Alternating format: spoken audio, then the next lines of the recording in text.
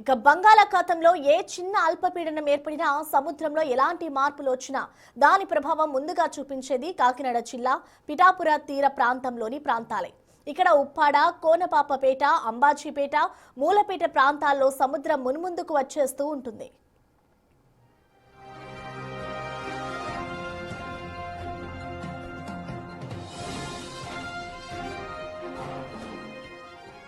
సాగర్ గర్భంలో ఇప్పటికే ఎన్నో ఇళ్లను కలిపేసుకుంది ఉప్పాడ తీరంలోని సముద్రం.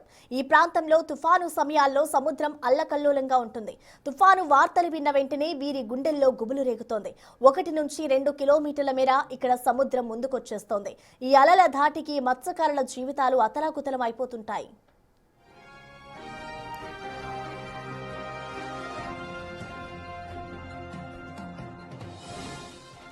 తుఫాను వచ్చిన ప్రతిసారి 10 నుంచి 20 ఇళ్లను సముద్రం తన గర్భంలో కలిపేసుకుంటూ ఉంటుంది. నిద్ర లేవగానే సముద్రం మీద వేటకు వెళ్లడం తప్ప మరో పని తెలియని ఈ మత్స్యకారుల జీవితాల్లో సముద్రపు కోత తీవ్ర విషాదాన్ని మిగులుతోంది. కోనపాపపేటలో సముద్రపు కోత ఏ విధంగా ఉందో చూస్తే అందరూ ఆశ్చర్యపోవాల్సిందే. గతంలో నిర్మించిన జియో ట్యూబ్ కానీ, కొత్తగా నిర్మిస్తామని చెబుతున్న రక్షణ గోడ కానీ లేకపోవడంతో మత్స్యకారుల బతుకులు ఇక్కడ శిథిలావస్థకు చేరిపోయాయన్నది వాస్తవం.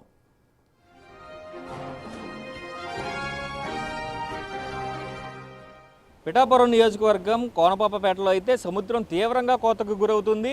మొన్న వచ్చిన తుఫానుకు కూడా 8 ఇళ్ళు గర్భంలో కలిసిపోయినాయి సముద్ర గర్భంలో. చూడొచ్చు ప్రస్తుతం ఈ ఇల్లుకు సంబంధించి మనం క్లియర్గా చూపించే ప్రయత్నం చేస్తాం.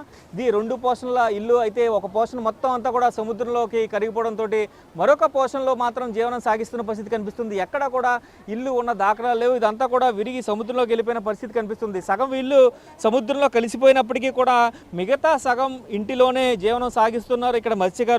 దీనికి సంబంధించి పూర్తి స్థాయిలో అసలు ఎందుకు ఇక్కడే ఉండిపోవాల్సి వస్తుంది అనేది కూడా అయితే మనం తెలుసుకునే ప్రయత్నం అయితే చేద్దాం. చూడొచ్చు మొత్తం గోడలంతా కూడా పూర్తిగా కరిగిపోయిన పరిస్థితి. ఇదంతా కూడా కరిగిపోయి ఇప్పటికే చూడొచ్చు మొత్తం అంతా ఏ విధంగా మట్టి రూపంలో కిందకి వెళ్ళిపోతుందో మనం చూడొచ్చు. ఇల్లు మొత్తం కట్టయిపోయి వెళ్ళిపోయిన పరిస్థితి అంతా కూడా మనకి కనిపిస్తుంది. అయితే ఇటుపక్కన పరిస్థితి కూడా డిఫరెంట్గా ఉంది. ఇటుపక్కన దీని ముందున్న ఇళ్ళన్నీ కూడా పడిపోయిన పరిస్థితి కనిపిస్తుంది. అయితే ఇక్కడ ఉన్న వారి పరిస్థితి ఏంటి అనేది కూడా మనం అడిగి తెలుసుకునే ప్రయత్నం అయితే చేద్దాం. అసలు ఈ ఇంట్లో కూడా వెళ్దాం. అసలు వీరు ఎందుకు ఇలా గ్రీన్ మ్యాట్స్ కట్టుకున్నారు, గ్రీన్ మ్యాట్స్ కట్టుకుని ఎందుకు జీవనం సాగిస్తున్నారు అనేది కూడా అడిగి తెలుసుకునే ప్రయత్నం అయితే చేద్దాం. మనం పూర్తిగా వీటితో కూడా ఒకసారి మాట్లాడదాం. అసలు ఏం జరిగింది, అసలు గట్టు నిర్మిస్తానన్నారు, గట్టు ఎందుకు నిర్మించలేదు, దాని మీద ఏమన్నా ఆ దశగా ఏమన్నా జరుగుతున్నాయి లేదా కూడా అడిగి తెలుసుకుందాం. బాబాయ్ చెప్పండి, అసలు ఎందుకు ఈ డేరాలు కట్టారు? సముద్రం కళ్ళ ముందే కనిపిస్తుంది. సముద్రం కాలం ముందు పిల్లలు పడిపోతారు అని చెప్పేసి గొట్టేద్దామని చెప్పేసి ఎన్నో సంవత్సరాలు బట్టి ఎన్నో ప్రభుత్వాలు వస్తుంది కానీ అనుకుంటున్నారు తప్ప అప్పుడు వేయట్లేదు. అంటే అనుకుంటున్నా మాడన్నట్టున్నారా ఏ చేస్తాం అని చెప్పి అంటున్నారు తప్ప ఏ ప్రభుత్వం వేయట్లేదు. అంటే 300 కోట్లు వచ్చినాయని ఎంపీ గారు కూడా చెప్పారు. మొన్న పవన్ కళ్యాణ్ కూడా గట్టేస్తానని చెప్పారు కదా. అదే అన్నారు మామూలుగా పవన్ కళ్యాణ్ గారు గొట్టేసించేస్తాను అని చెప్పేసి మా ఎమ్మెల్యే గారు వర్మ చెప్పాడు, పెండ్ల దొరబా గారు చెప్పాడు, మామూలుగా అంతా ప్రతి ఒక్కరు చెప్పారు. వంగ గీత గారు చెప్పింది. అయినా ఎవరు ప్రతి ఒక్కరు ఇలా చెప్పేసి పోవడం తప్ప సముద్రంలో చూసిపోవడం తప్ప అసలు ఒక్కరు గొట్టు మాత్రం వేయడానికి అవకాశం ఒక్కరు వేయట్లేదు. మామూలుగా పేదలు అలాగే మామూలు అంత ప్రతి ఒక్కరు పేదవాళ్ళు తింటగాక ఆ పూట తింటగాక లేదు, వంటగాక లేదు. ఇప్పుడు ఎక్కడ పోయి ఎక్కడ కాపం చేస్తారు, ఏ ఇంటికి రాంతారు? కాదు బాబాయ్, ఇప్పుడు సముద్రం డైరెక్ట్గా ఇంటి ముందుకు వచ్చేసింది.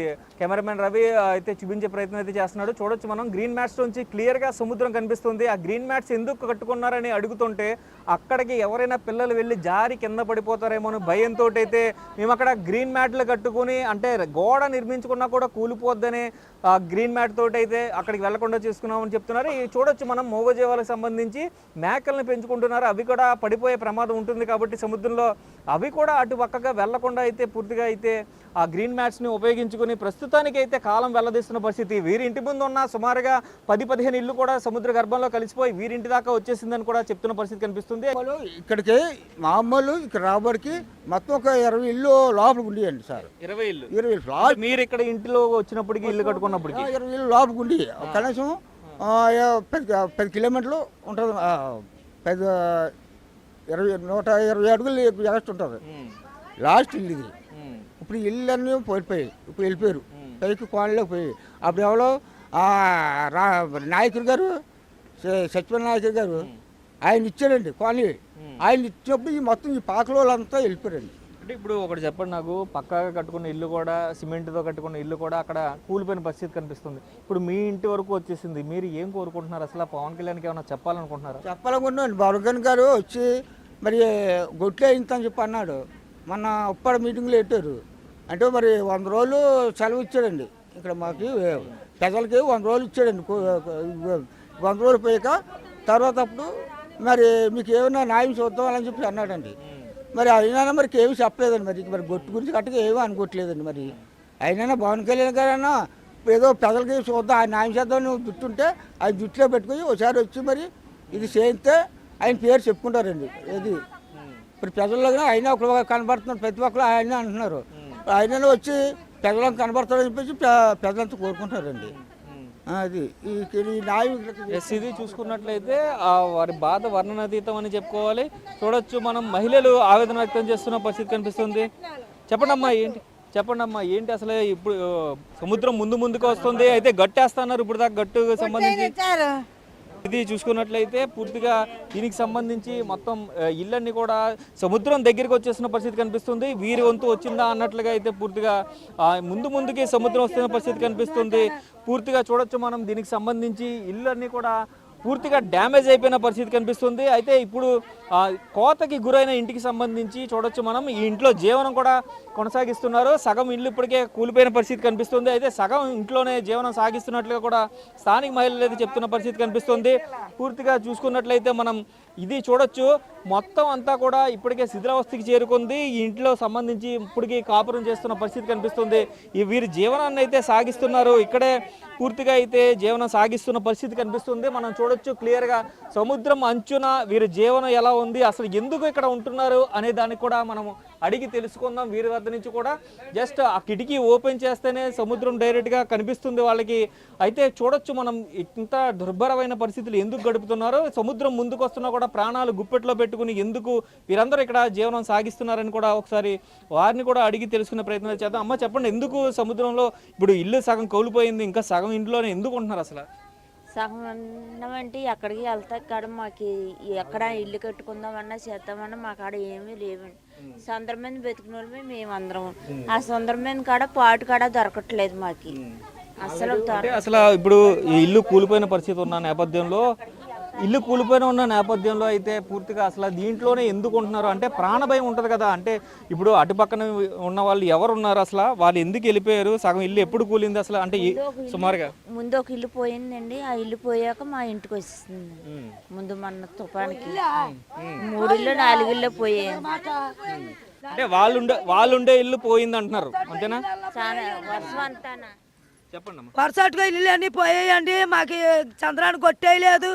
చంద్రాన్ని కొట్టేస్తా దాన్ని చూసాము ఇంతవరకు. ఎవరికి వెళ్తాలు వేయకుండా పోతలు వేస్తామని తుఫాన్ జరగగానే రమణబాబు గారు మాతో తిరుగుతున్నాడు, మా పౌర్ణమిస్తున్నాడు. కరోనాలల్లా మమ్మల్ని ఎక్కడ చేయట్లేదు. ఎంత చెప్పన్నా కొట్టేయలేదు. చంద్రాన్ని కొట్టేసి ఆ ఆటాలు అవి బొంకులు ఆపేలాగుంటే మాకు వాళ్ళకి పాటు ఉంటుంది. పిల్ల మేక బతుకుతాము. మాకు అంత ఇజ్జడు రాదు. మా కూడి కడ మాకు వేస్తున్నాము, తిన్నందుకు బచ్చి లేదు. ఎక్కడెక్కడ ఉండాలో కానీ రాత్రి 3 పిల్లలు ముసలి పడిపోయారు. ఇల్లు చోత కూలిపోయి ఎక్కడ పోయి వర్షాలనా ఇంత పామనాకం చేస్తున్నాలండి. మాతో పోరాటం ఆడాలంటే రమణబాబు గారు ఆడుతున్నాడు, లేవరు అలా తిరుగుతున్నాడు. కరోనాలు అలా మమ్మల్ని పట్టించుకోవట్లేదు. ఇంతవరకు ఇలా చేస్తున్నాళ్ళకి మేము ఏం చేయాలా?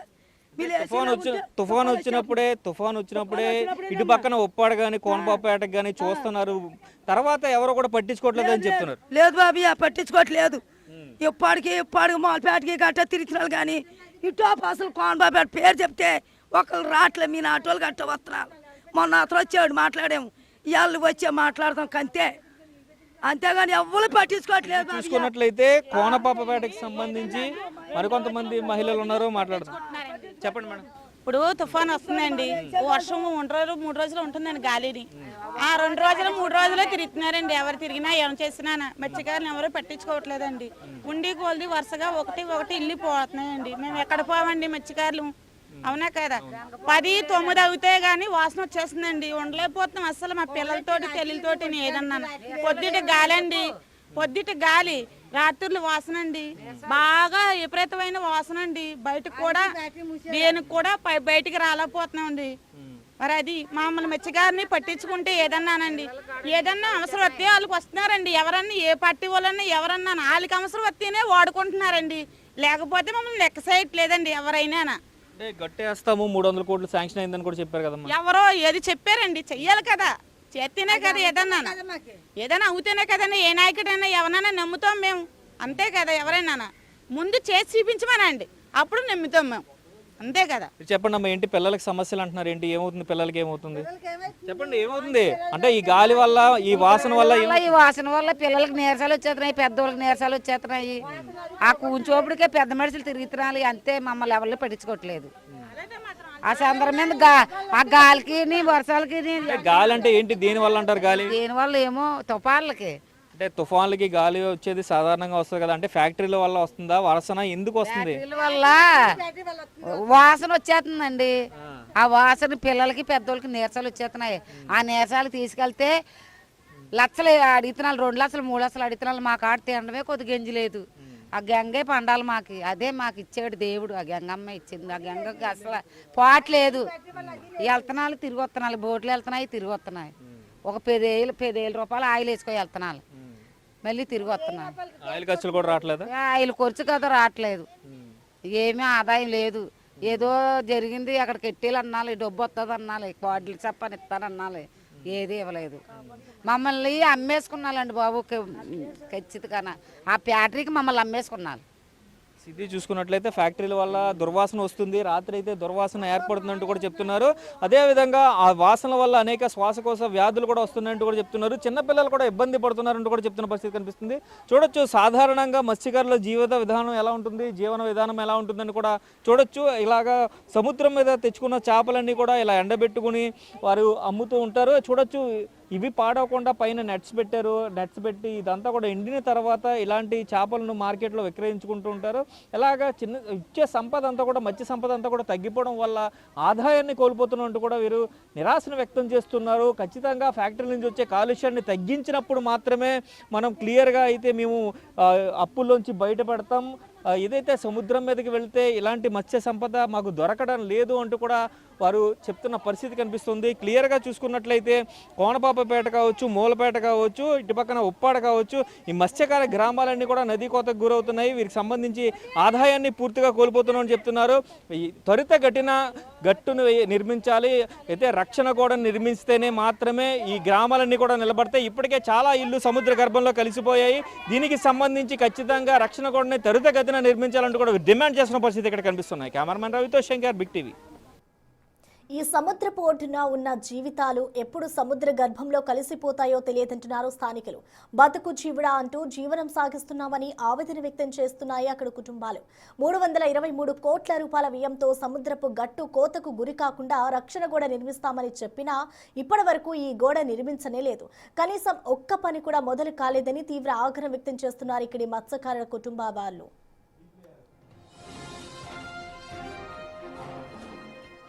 మా గోడు పట్టించుకునేవాడే లేడా అన్నది ఇక్కడి వారి ఆక్రందన. తుఫాన్లు వచ్చిన 2-3 రోజుల పాటు ఇక్కడికి కొందరు వస్తుంటారు, పోతుంటారు.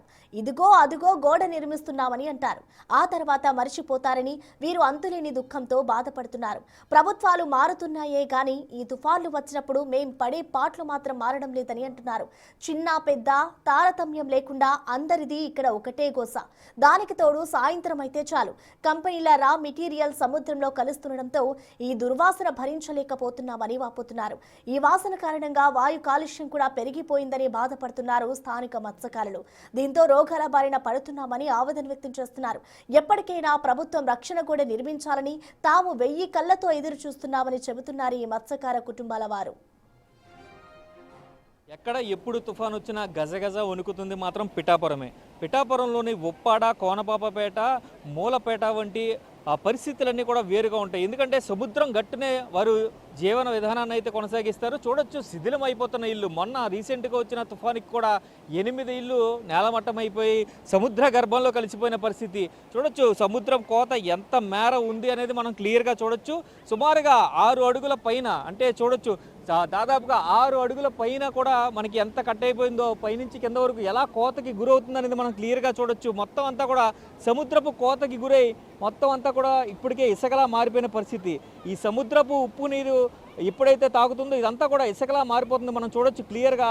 ఒక్కసారి ఇలా చూస్తే కనుక ఇదంతా కూడా ఇసుకలాగా పొడి పొడి రాలిపోతుంది. ఏదైనా సముద్రం ఆటుపోటు సమయంలో ముందుకు దూసుకు వచ్చినప్పుడు, వాతావరణంలో మార్పులు వచ్చినప్పుడు కోనపాపపేట, అదేవిధంగా మూలపేట, ఇటు పక్కన చూసుకున్నట్లయితే ఉప్పాడ ప్రజల, తీర ప్రాంత ప్రజలందరూ కూడా తమ ఇళ్లను వదిలి బయటికి వెళ్ళిపోయే పరిస్థితే కనిపిస్తుంది. ఏదైనా తుఫాను పట్టింది అంటే వీరు ఏ ఇల్లు ఉంటుందో, ఏ ఇల్లు సముద్ర గర్భంలో కలిసిపోతుందో కూడా తెలియని పరిస్థితుల మధ్యలోనే జీవనం కొనసాగిస్తున్నారు. మనం చూడొచ్చు క్లియర్గా. ఇక్కడ ఉన్న ఇల్లు నిన్న మొన్నటి వరకు కూడా, అంటే సముద్రం ఏదైతే తుఫాను రాకముందు వరకు కూడా జీవనం సాగించిన ఇల్లు ఒక్కసారిగా కుప్పగూలిపోయిన పరిస్థితి మనం చూడొచ్చు క్లియర్గా. వీరికి మత్స్యకారులందరూ కూడా ఇక్కడ జీవిస్తూ ఉంటారు. సముద్రం పైనే వీరి జీవన విధానం అంతా కూడా ఉంటుంది. అయితే దీనికి సంబంధించి మనం క్లియర్గా చూడొచ్చు. ఇటు పక్కన శాశ్వతంగా కట్టిన సిమెంట్ బిల్డింగ్లో కూడా మనం చూడొచ్చు. ఒకసారి సిమెంట్తో కట్టిన ఇళ్ళన్నీ కూడా, కన్స్ట్రక్ట్ చేసిన ఇళ్ళన్నీ కూడా కుప్పగూలిపోయిన పరిస్థితి. ఒక్కసారి ఏదైనా చూసుకున్నట్లయితే ఎప్పుడు తుఫాను వస్తుందో, ఎప్పుడు సముద్రం ముందుకు వస్తుందో అంటూ కూడా ప్రాణాలు గుప్పిట్లో పెట్టుకుని బతికే జీవనం ఎంత కూడా ఇక్కడ సాగిస్తున్న పరిస్థితి కనిపిస్తుంది. చూడొచ్చు మనం క్లియర్గా. పెద్ద ఎత్తున ఇక్కడ అలలు ఎగిసిపడడం, అలాగే సముద్రం కోతకి గురవడంతో ఈ పక్కన కోనపపేట, అలాగే మూలపేట, ఇవన్నీ కూడా తీర ప్రాంతం అంతా కూడా ఒక్కసారిగా శిథిలావస్థకి వెళ్ళిపోతున్న పరిస్థితి కనిపిస్తుంది. ఇప్పటికే సుమారుగా 2 కిలోమీటర్ల మేర అయితే సముద్రం ముందుకు వచ్చిందని చెప్తున్నారు. అయితే దాదాపుగా ఒక్క కోనపాపపేటలోనే 500కి పైగా ఇల్లు సముద్ర గర్భంలో కలిసిపోయినట్లుగా కూడా చెప్తున్న పరిస్థితి కనిపిస్తుంది. అయితే వీరందరూ మత్స్యకారులు కావడం, వీరి జీవన విధానం అంతా కూడా సముద్రం మీదే ఉండడంతో ఈ సముద్రం విడిచి ఇక్కడ వెళ్ళని పరిస్థితి కనిపిస్తుంది. అయితే దీనికి సంబంధించి ఇప్పటికే గతంలో ఒకసారి జియో ట్యూబ్ వేశారు. అయితే అప్పుడు కొంతవరకు వరకు ఉంది, కానీ ఇప్పుడైతే ఆ జియో ట్యూబ్ మొత్తం కొట్టుకుపోయిన పరిస్థితి కనిపిస్తుంది. దీనికి సంబంధించి ఏదైతే తీర ప్రాంతం అంతా నది కోత, ఏదైతే సముద్రపు కోతకి గురి కాకుండా అయితే చర్యలు తీసుకుంటాం. ఇప్పటికే 323 కోట్లు దీనిపై శాంక్షన్ అయిందంటూ కూడా ఇక ఎంపీ, కాకినాడ ఎంపీ కూడా ఉదయ్ కూడా చెప్పిన పరిస్థితుల నేపథ్యంలో అటుపక్కగా ఏ చర్యలు ఇంకా మొదలవ్వలేదు అని కూడా స్థానికులు ఆందోళన వ్యక్తం చేస్తున్న పరిస్థితి కనిపిస్తుంది. రోజు రోజుకి ఇళ్ళన్నీ కూడా సముద్ర గర్భంలో కలిసిపోతున్నా కూడా ఎవరు పట్టించుకోవడం లేదంటూ కూడా వారు ఎప్పటికప్పుడు ఆందోళన చేస్తూనే ఉంటారు. చూడొచ్చు మనం ఏదైతే అక్కడ చూడొచ్చు మనం ఇల్లు ఎలా కూలిపోయిందో. పక్కగా సిమెంట్తో కట్టిన ఇల్లు కూడా, పునాదులతో కట్టిన ఇల్లు కూడా శాశ్వతంగా కూడా కిందకి పడిపోయిన పరిస్థితి కనిపిస్తుంది. మనం చూడొచ్చు పెద్ద పెద్ద గోడలు కూడా ఎలా నేలకి ఒరిగిపోయాయి అనేది కూడా చూడొచ్చు మనం. ఎంత పెద్ద పెద్ద గోడలు కూడా పూర్తిగా అయితే నేలమట్టం అయిపోయిన పరిస్థితి చూడొచ్చు. ఇదంతా కూడా సిమెంట్తో కట్టినవి. పెద్ద పెద్ద బండరాళ్ళు ఉన్నా సరే, ఈ ఇంటికి ముందు పెద్ద పెద్ద బండరాళ్ళు ఉన్నా కూడా పూర్తిగా అయితే ఇదంతా కూడా శిథిలావస్థకి వెళ్ళిపోయింది. చూడొచ్చు క్లియర్గా చూస్తే మొత్తం అంతా కూడా ఇల్లంతా కూడా నేలమట్టం అయిపోయిన పరిస్థితి చూడొచ్చు మనం. ఏదైతే అక్కడ మొత్తం సగం ఇల్లుకు పైగానే కిందకి పడిపోయింది, కిందకి ఒరిగిపోయింది అంటే మనం చూడొచ్చు ఏ స్థాయిలో సముద్రపు అలలు, కెరటాలు ఇక్కడ తాగుతాయి అనేది కూడా చూడొచ్చు. మనం ఇక్కడ చూస్తున్నాం. ఇక్కడ శిథిలమైపోయిన ఒక ఇల్లుని చూస్తే అటుపక్కన ఇంకా ఆ ఇంట్లో జీవనం కొనసాగిస్తున్న ప్రజలు ఎంతోమంది ఉన్నారు. చూడొచ్చు మనం. అక్కడ ఆ ఇంట్లో ఇంకా స్టే అయి ఉంటున్నారు. వారి ఇల్లు ఎప్పుడు వస్తుందో, ఎప్పుడు సముద్రం ముందుకు వస్తుందో, ఎప్పుడు ఆ సముద్ర గర్భంలో ఈ ఇల్లు కూడా కలిసిపోతుందనే ప్రాణ భయంతోనే వారందరూ కూడా జీవనాన్ని సాగిస్తూ ఉంటారు. ఇక్కడ ఉప్పాడ కావచ్చు, కోనపాపపేట కావచ్చు, మూలపేట కావచ్చు, వీరందరూ కూడా సముద్ర తీరంలో ఎదుర్కొంటున్న సమస్యకి సంబంధించి పరిష్కారాన్ని ఇప్పటికీ చూపించలేకపోయారు ప్రభుత్వం అని చెప్తున్న పరిస్థితి అయితే కనిపిస్తుంది. అయితే కొంతమంది స్థానికులు మనతో ఉన్నారు, వారితో కూడా మాట్లాడదాం. అసలు ఏం జరిగింది, ఏంటి, అసలు ఇది ఎప్పుడు ఈ రీసెంట్గా 8 ఇల్లు కోల్పోయారు. అయితే దీనికి సంబంధించి ఎప్పటి నుంచి కోత గురవుతుంది అనేది కూడా స్థానికులతో కూడా మాట్లాడే పరిస్థితి అయితే చూద్దాం. అన్నా చెప్పండి, అసలు ఎప్పటి నుంచి ఇక్కడ ఉంటున్నారు, ఎంత మేర సముద్రం ఎదురుకొచ్చింది, ఎంత కోత గురవుతుంది? ఇప్పుడు వచ్చేసి 2 కిలోమీటర్ల మేరకు వచ్చింది సార్. ముందుకి పవన్ కళ్యాణ్ గారు గొట్టిస్తానని మాట ఇచ్చేసారు, గొట్టి రక్షణ గోడ నిర్మిస్తామని. ఇప్పటి వరకు ఏ పనులు జరగలేదు సార్. ఎంపీ గారు కూడా చెప్పడం జరిగిందండి. మాట్లాడక ఉందా తప్ప అది ఎంతవరకు పని జరగట్లేదు సార్. మాకు ఏపీలో ఎక్కడ తుఫాను వచ్చినా ఉప్పాడ, కోనపేట గ్రామాలే ముందు కోత గురవుతున్నాయి సార్.